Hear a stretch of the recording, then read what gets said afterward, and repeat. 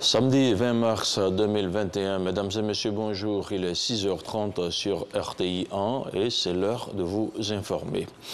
Et on démarre avec les obsèques du Premier ministre Ahmed Bakayoko. C'est en présence du président Alassane Ouattara que toutes les étapes des obsèques du Premier ministre Ahmed Bakayoko se sont déroulées. D'Abidjan à Séguéla, le couple présidentiel a su accompagner celui qu'il appelait affectueusement son fils. Après la nuit d'invocation et de bénédiction au défunt, après la prière à la grande mosquée de Séguéla, une prière ponctuée par un sermon, la dépouille du Premier ministre a reçu la prière mortuaire avant d'être remise à sa famille biologique pour l'inhumation dans l'intimité.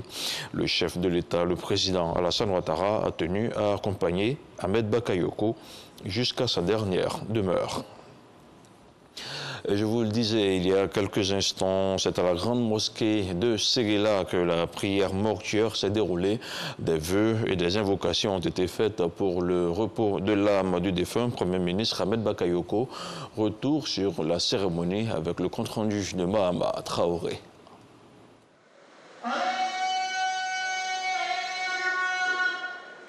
L'appel à la prière du vendredi. Quand il retentit, le Coran ordonne aux croyants de suspendre toute activité et de se rendre à la mosquée pour accomplir la grande prière. Un commandement que les fidèles musulmans de Séguéla ont tenu à respecter ce vendredi 19 mars en convergeant nombreux vers la grande mosquée de la ville. Il fallait aussi compter parmi les fidèles le président Alassane Ouattara et plusieurs hautes personnalités de l'État. Comme on pouvait l'imaginer, le sermon de l'imam Aboubakar Bakayoko a porté sur la mort et l'épreuve qu'elle représente, une épreuve que vit la Côte d'Ivoire depuis le 10 mars dernier, suite au rappel à Dieu du Premier ministre Ahmed Bakayoko, fils de Séguéla. Dès dans ses attributs à 99 noms, parmi lesquels nous retrouvons Asaboro. Asaboro, qui signifie aussi l'attestation des événements douloureux. Excellence, Monsieur le Président de la République, vous avez perdu Bakayoko Ahmed. Mais sachez que le Yoruba, dans son ensemble, est derrière vous. Suite au sermon, l'imam a officié la grande prière. Puis, la prière mortuaire sur la dépouille du chef de gouvernement. Elle est constituée de 4 étapes d'invocation visant à intercéder auprès de Dieu en faveur du défunt. Le premier takbirat que l'imam dit, quand il dit Allahu Akbar, c'est de faire la Salat al-Fatiha. La Fatiha est composée de tout ce qui est dans le Coran. Donc c'est pourquoi la Fatiha est très nécessaire. Et la Fatiha aussi, on ne peut pas aussi avoir le mérite de la prière, on ne peut pas avoir aussi la prière sans connaître la Fatiha. Deuxième takbira qui est Allahu Akbar, on doit faire la Salat Ibrahimiya. C'est le salut sur les prophètes. Et le troisième takbira, quand l'imam dit Allahu Akbar, nous prions pour le défunt. Quatrième takbira, lorsque l'imam dit Allahu Akbar, nous prions pour tous les défunts, pour surtout nous qui sommes vivants et que nous sommes appelés aussi à mourir un jour. Malgré les pleurs et la douleur, la séparation doit avoir lieu. Sa famille biologique a voulu que l'inhumation se fasse dans l'intimité, volonté qui sera respectée. Mais avant cette ultime phase, les honneurs militaires ont été rendus aux disparus, comme pour témoigner la reconnaissance de la nation à ce grand commis.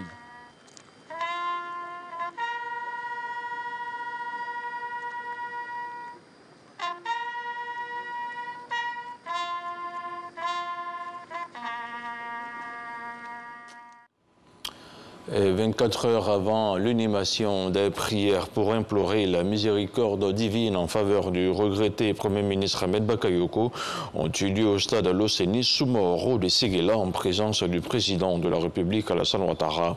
La veillée d'intercession de cette soirée a consisté en la lecture de la sourate Yassine, la sourate 36 du Saint-Coran, et en la formulation de bénédictions en faveur de l'illustre disparu afin qu'Allah puisse lui accorder son pardon et l'accepter dans dans le paradis. La séance de prière a été présidée par le président du Conseil supérieur des imams des mosquées et des affaires islamiques, le COSIM de Yopougon, l'imam Ali Ouattara. Il représentait le président du COSIM, le cheikh Al-Aïma Mamadou Traoré. La cérémonie a vu la participation de plusieurs autres imams venus de différentes contrées du pays. Tous ont exhorté à la foi. Toujours au stade Losséni Soumaoro de Séguéla, les populations des 31 régions de la Côte d'Ivoire ont salué les qualités d'homme exceptionnel qui était le Premier ministre Ahmed Bakayoko. Elles ont relevé unanimement les valeurs d'amour, de loyauté, de fidélité, de générosité et surtout de noblesse d'action qui l'ont caractérisé durant toute sa vie.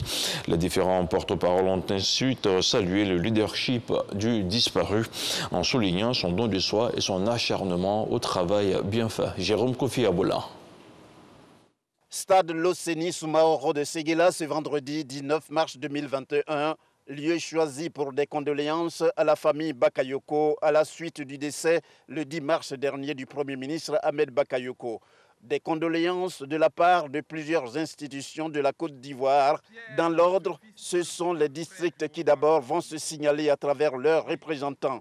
C'est l'occasion pour ces derniers de saluer tour à tour la grandeur qui caractérise l'illustre disparu, comme l'indique ce morceau choisi. Je voudrais commencer par rendre grâce au Seigneur qui nous a permis d'avoir une personnalité de la trempe du Premier ministre Ahmed Bakayoko et accorder toute la gloire au Seigneur dans la souveraineté de sa décision de rappeler à lui le Premier ministre Ahmed Bakayoko. Le Yoruba, dans son ensemble, est durement éprouvé par ce deuil, car ce sont les mêmes familles qui se retrouvent dans le Bafing, dans le Béré et dans le Ourodougou. Le vide que laisse la disparition du Premier ministre est immense. Le Seigneur a donné, le Seigneur a repris, que sa volonté soit faite. Ahmed, repose en paix sur les terres de tes ancêtres. Le district des Savanes ne t'oubliera jamais. La Côte d'Ivoire ne t'oubliera jamais. Dans sa vie de tous les jours, il a conquis beaucoup de cœurs dans nos régions, à telle enseigne que nos villages l'ont adopté tantôt comme parrain de toutes les grandes fêtes traditionnelles, tantôt comme partie intégrante des générations traditionnelles qui composent nos sociétés. Le Premier ministre Ahmed Bakayoko, un homme d'un grand humanisme, d'une profonde générosité, sachant trouver les mots justes pour chaque personne. Monsieur le Premier ministre Ahmed Bakayoko, vous êtes parti trop tôt dans la fleur de l'âge, à 56 ans. Mais vous avez vécu comme si vous avez fait 200 ans et même plus. Vous demeurez dans nos cœurs et dans nos mémoires à jamais. Pour nous, vous êtes juste passé de l'autre côté de la pièce. Nous vous aimons et garderons toujours les bons souvenirs de l'homme joyeux, du bon vivant, du travailleur et de l'homme généreux. À l'instar des représentants des districts, le porte-parole de la Chambre des rois et chefs traditionnels de Côte d'Ivoire a également rendu hommage au défunt Premier ministre. C'est la chefferie de la Côte d'Ivoire représentée ici, des 35 régions. Nous venons présenter les condoléances à toute la famille. Et comme je l'ai dit, nous demandons au Yoruba d'accepter cette douleur parce qu'elle est inexplicable. Aussi faut-il noter la présence de la famille politique d'Ahmed Bakayoko venue à Séguéla prendre elle aussi sa part de deuil. Avec la disparition d'Ambak, c'est un véritable pilier du RHDP qui tombe. Vous comprenez donc notre désarroi. Le Premier ministre Ahmed Bakayoko incarne des grandes valeurs d'humilité, de partage, d'amour pour son prochain, de travailleur exemplaire. C'était un homme ouvert sur le monde, ouvert au monde. Il faisait par son altruisme voler en éclats toutes les barrières sociales et politiques. Ambak était l'ami des artistes, l'ami des sportifs, l'idole de la jeunesse, le gentleman, le golden boy. C'était un homme entier, mais surtout un homme d'État qui s'est forgé patiemment au contact d'un grand homme d'État exceptionnel, le président Alassane Ouattara. Par ailleurs, les districts, la Chambre des rois et chefs traditionnels ainsi que le RHDP ont fait des gestes en vue de leur contribution pour des obsèques dignes en la mémoire d'Ahmed Bakayoko. Ils ont fait don de vivres et non-vivres, sans compter la remise d'importantes sommes d'argent pour permettre à la famille Bakayoko d'essuyer, comme on le dit en pareille circonstance, ses larmes dans la dignité. Autre chose à présent et dans l'actualité hors de chez nous, au Congo, le président Denis Sassou Nguesso espère être réélu dès le premier tour de la présidentielle qui se tiendra demain dimanche. Retour sur l'atmosphère qui prévaut à Brazzaville avec nos envoyés spéciaux Sidonie Davila. Sa campagne électorale pour la présidentielle du dimanche 21 mars prochain, le président sortant Denis Sassou Nguesso a choisi de la boucler à Brazzaville. Une démonstration de force avec ses militants et partisans. Le tout dans une ambiance à la congolaise.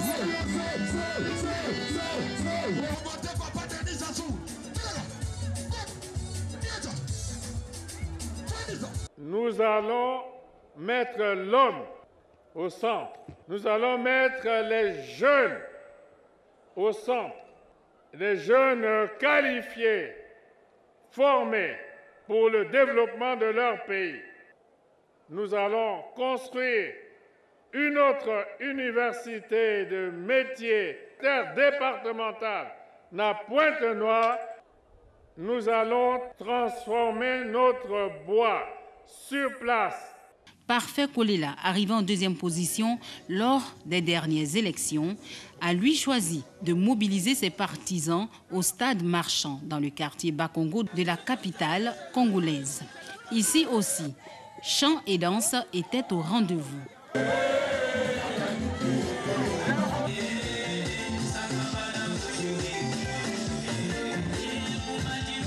Le candidat de l'Union des démocrates humanistes, UDH, Yuki, réclame le changement, rien que le changement au Congo-Brazzaville. 46 ans de règne du président Sassou Nguesso, ça suffit. Nous voulons un changement radical. Un changement radical pour changer de système, pour un renouveau démocratique dans ce pays. Nous sommes porteurs d'un projet de société qui va redonner un nouveau souffle au Congo. Et nous voulons justement amener ce nouveau souffle avec tous ceux qui veulent du changement de ce pays. Pour ce dernier jour de campagne, tous les candidats n'ont pas choisi Brazzaville. 7 candidats se disputent le fauteuil présidentiel au Congo. Ce dimanche, environ 2,5 millions d'électeurs iront choisir leur président. Et on continue avec l'actualité internationale au Tchad. L'élection présidentielle aura lieu le 11 avril prochain. Idriss Déby Itno, le président sortant, brigue un 6e mandat. Vendredi, devant la presse, l'opposant Saleh Kebzabo a répété qu'il n'était pas candidat à ce scrutin. Il a appelé les autres candidats à se retirer également. Un appel auquel le parti au pouvoir a aussitôt répondu. Pour Jean-Bernard Padaré, le porte-parole du MPS de la campagne électorale du candidat Idriss Déby, il s'agit d'un non-événement. Et puis en République démocratique du Congo, au moins 25 personnes ont été tuées dans un accident sur une route conduisant à Goma dans l'est du pays. À cause d'une défaillance du système de freinage, un gros véhicule de transport de marchandises a percuté à vive allure 3 autres véhicules, dont 2 bus. Le bilan provisoire est établi pour l'instant à 25 personnes tuées sur place, a déclaré Timothée Wissa Kinsé, le maire de Goma. Et c'est ici que l'on s'arrête pour ce tout premier point d'information sur RTI 1. Merci de l'avoir suivi. Restez sur notre chaîne à 13h. Herman Guivet sera chez vous pour vous présenter les informations de la demi-journée. À demain, 6h30.